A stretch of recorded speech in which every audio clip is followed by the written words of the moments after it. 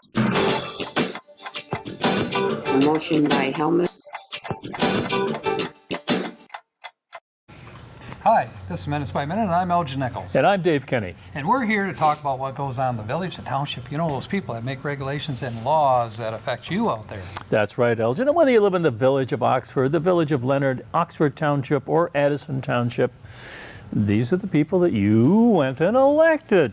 And the committees and the commissions that make decisions that would have directly affected you, probably did anyhow. Only if you had attended that meeting, you could have changed the course of history. But you didn't. Yeah, right. And we can spread a few rumors here and say, sorry. Yeah. No, And the that could be result, a of problem. course, as always, could be a taxing situation. Very definitely. And I'll tell you what, folks, if you don't catch any of these meetings, you can catch our version of the meetings, a Minutes by Minute. We record the entire thing verbatim. Go to OCCTV.org, click on programs, And voila. voila. There we are. Okay. Well, let's talk about a couple of meetings that came up, shall we? And let the folks be kind of informed here. Okay. All right. First one is the Oxford Village DDA meeting, Downtown Development Authority. The second one we're going to try to get to is the Oxford Village Planning Commission meeting, which was held on August 21st. But let's go back to the Village DDA meeting, which Okay. was on August 20th, shall we? Okay. Okay. Take us down that road. We should do that. I see the dust on the trail, but here we go. Pete Schultz, of course, is the chairperson for this particular board. Dorothy Johnson serves on the board as the assistant, or what do you call it, sub-chair. Susan Schur serves on that board as well. Nicole Ellsworth from 51 Street. Nancy Rosenstrater from the bank. Rod Charles, Sue Oles, and Elgin Nichols and Sue Bassardit is on the Ta-da. board. Now, I'm not as sure how that works, but Sue Bassardit is the president of the village council, and she is on this board by being the president, I believe, of the council. I don't know, that's going to change because Susan didn't run for office this time, so there'll That's be a true. new president. So it's kind of interesting to see what's going to happen there. May have a new member. Or two. Or two, yep. And so the first thing they did, of course, is the preliminaries, which is a pledge, which is always a good thing.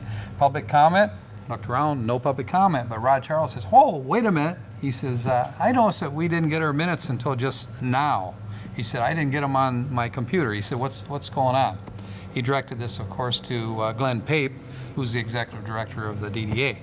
And Glenn says, I don't understand why no one has received them. He said, I did send them out. And I said, waved my hand. I said, I didn't get mine either. And Pete Schultz said, I didn't get mine either. Oh. So something's happened there, and he said he'll look into it.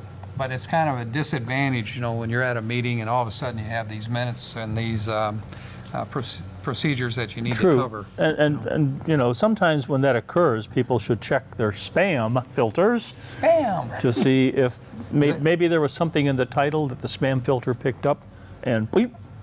Is that spam something you eat? Well, Spam? it gets Spam thrown on half. bread? Spam is when it gets thrown halfway out. Okay, I see. Okay. Well, that's true. Something could have happened there, but we're going to, or he's going to check into it, and he's going to find out, you know, exactly what occurred, so it won't occur again, hopefully. So Rod Charles is right in making that statement. Consent agenda was approved rather quickly, and approval of the August 20th agenda, which was the one that we're going to enter right now, and the July, I believe, is the 19th. Minutes were approved as well. You know, last month's minutes. I'm sorry, it wasn't 19th, it was 16th. Okay. How come you didn't catch me on that one? Usually do. Well, I didn't have my little calendar in front of me. Okay. The little calendar is hiding behind that little bush. Yes, it is. Okay, so reports, bills for August, $7,713.01. All Is right. the amount. So a little Not over a lot. 7,000. Yep. It's pretty normal. I think it's running true to course right now, Okay. is my opinion.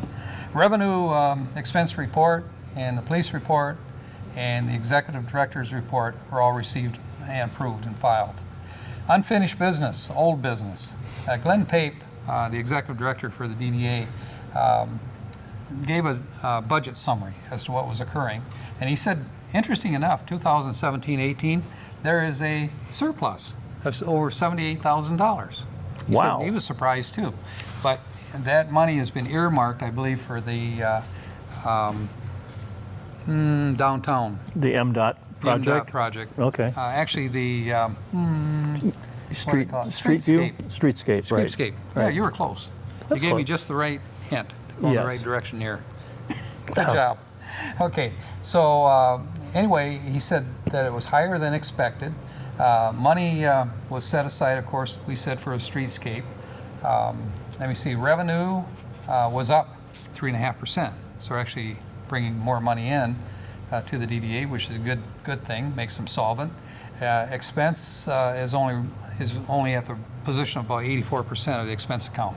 So everything looks good financially for the DDA. Good job out there, and of course, Glenn Pape, the executive director, is overseeing all that. Good for Glenn. Yep, good for Glenn. And of course, your board is too, keeping an eye on things as well. Fund balance is at, guess what, their fund is, because Rod Charles says, well, how much money do we have in the general fund then? And Glenn looked it up and he said, we have 475,000 roughly in the fund balance, which is, it also considers the streetscape and the monies that are set aside for the M24 and that kind of thing. But that's a lot of money compared to what they had a few years ago, which was zero. What's below zero? Anyway, they had So to what is, suspend- I know I've asked this 1,000 times, but Probably have. Let's make it 1001. when is MDOT coming through? MDOT, okay, there's that whole subject that we're going to cover here a little bit further down the line. But there's a kind of controversy. Some are saying 2019, some are saying 2020. I always say 2 years You always say 2 years. from the state. And actually, From any date. yeah, the official statement from MDOT is it's going to be roughly around March of 2020.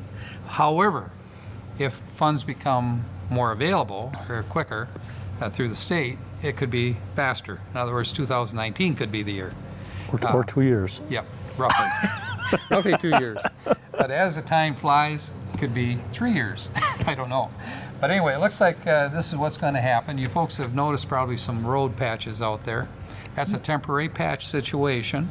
And they've been doing a really good job. Those were horrible little potholes that were in that Those road. potholes were a lot of complaints you folks made out there, and guess what? They listened. So thanks to all those squeaky wheels. Yes. And the broken springs and the flat tires and all Right. the other things that come along with it, right? You bet. Okay, so anyway, we all agree that that's a good thing. We take care of the potholes, at least in a temporary fashion, and hopefully in between 2019 and 2020 at the latest, you'll see a new road out there. Of course, when that happens, there's a lot of things that's going to develop. And we'll cover this a little bit further down the pike here. But the first thing that I want to talk about is that came up was that the Holy Cross sign, they had petitioned for a sign to be put in. Electric? A sign grant.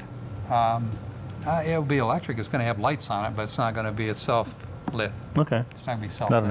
an LED. No. And the grant is for $1,500 that they've asked for.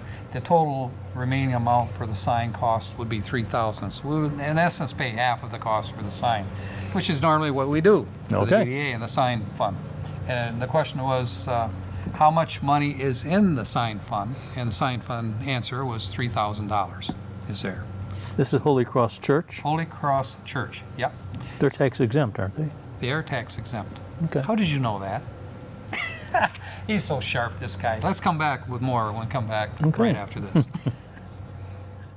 The Michigan Renaissance Festival is about to begin. Tell us which OC TV show you're watching and we'll send you a limited number of tickets while supplies last. Just send a self-addressed stamped envelope to 1775 North Lapeer Road and we'll get them back to you. See you there. Huzzah!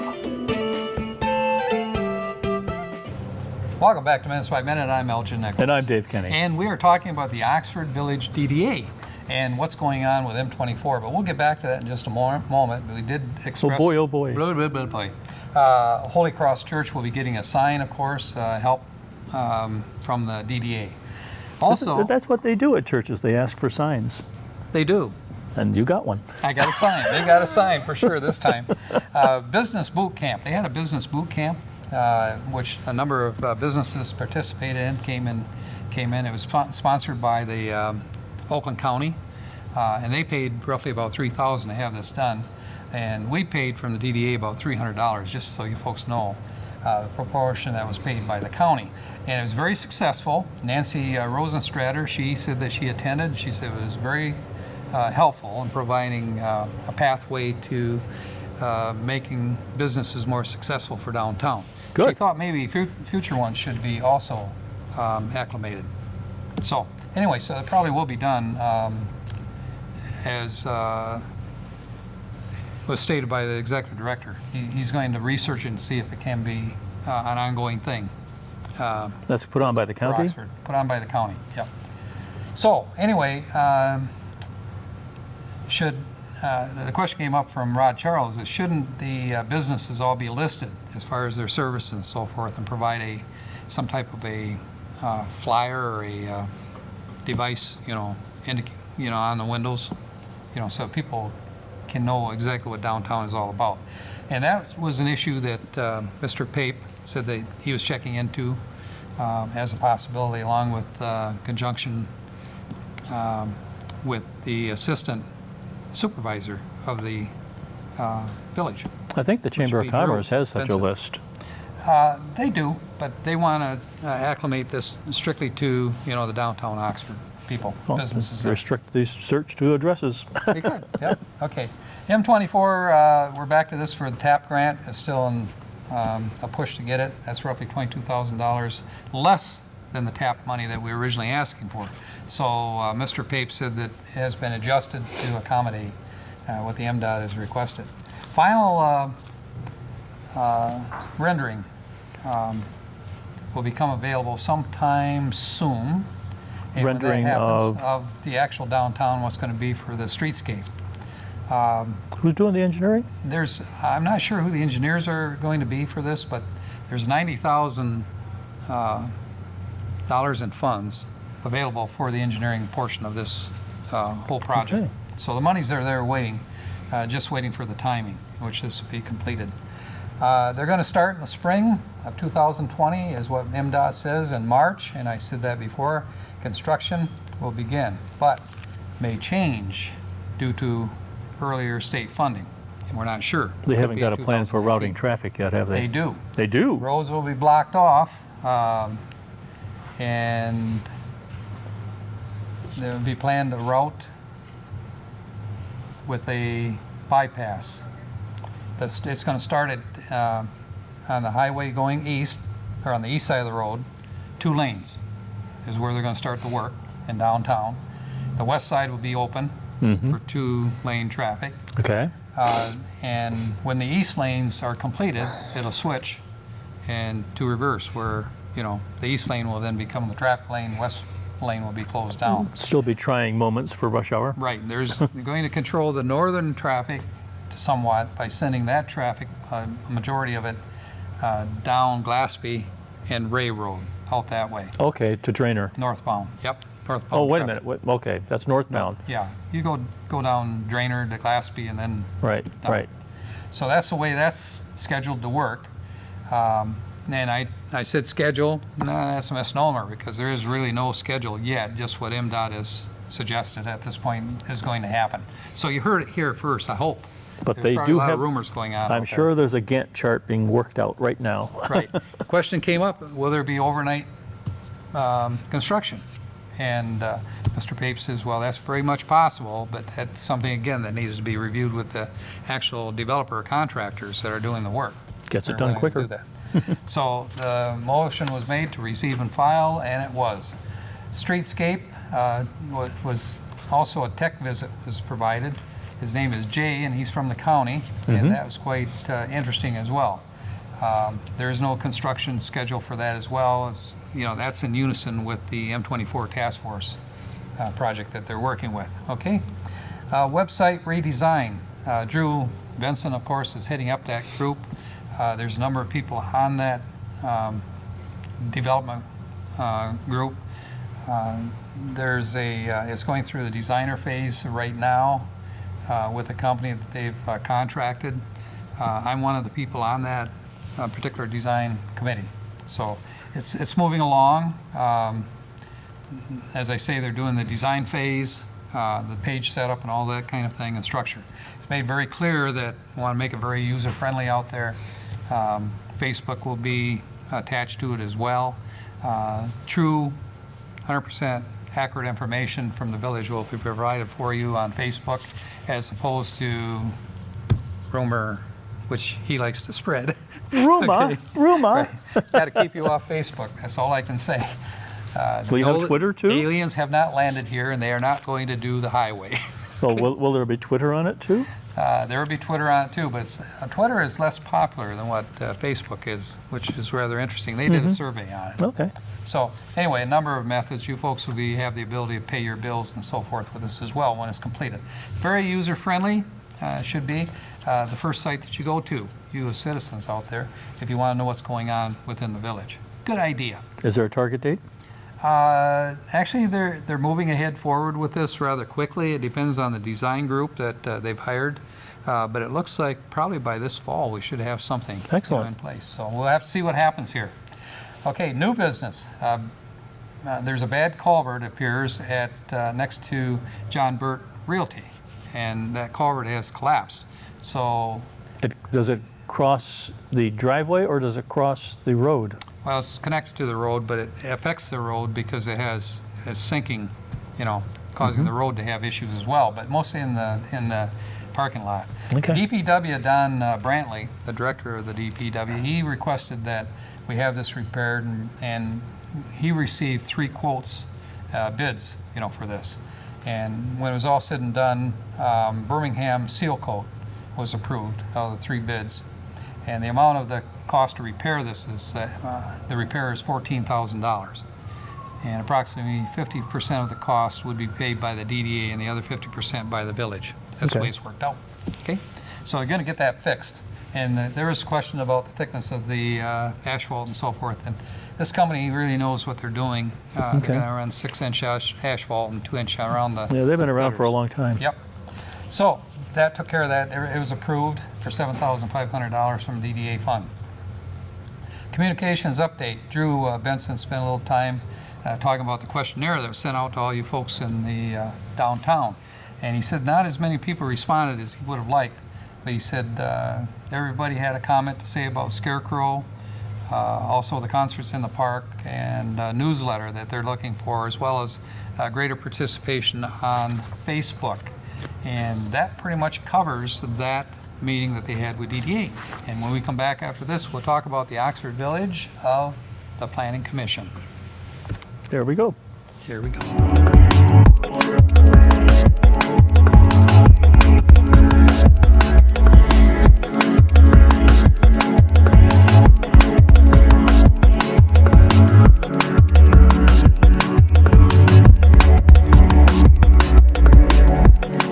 Welcome back to Minutes by Minute. I'm Elgin Nichols. And I'm Dave Kenny. And we are now talking about the Oxford Village Planning Commission meeting, which was held on August 21st, 2018. And Gary Douglas is the chair for that particular committee or commission.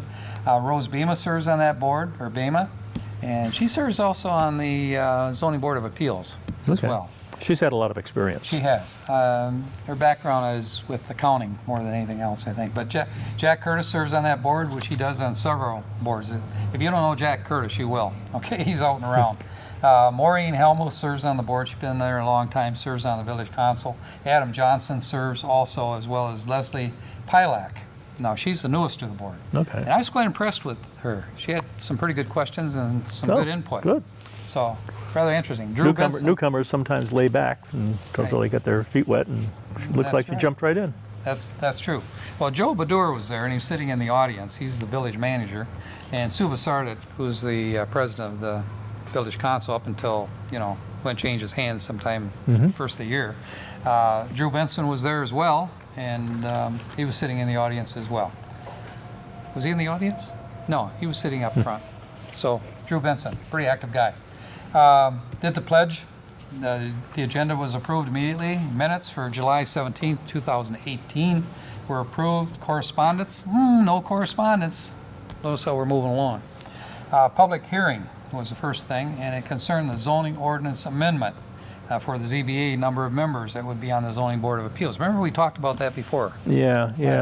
And they want to Reducing them, yeah. reduce it. Yep, they want to reduce it from 7 to 5 or 3 even. Actually, the low number being 3. And the question came up in the conversation is, can 3 people actually serve justice, to the community in making the decisions? What happens if you have a meeting where the number of people are even? Number of people, well, then it's losing, it's out.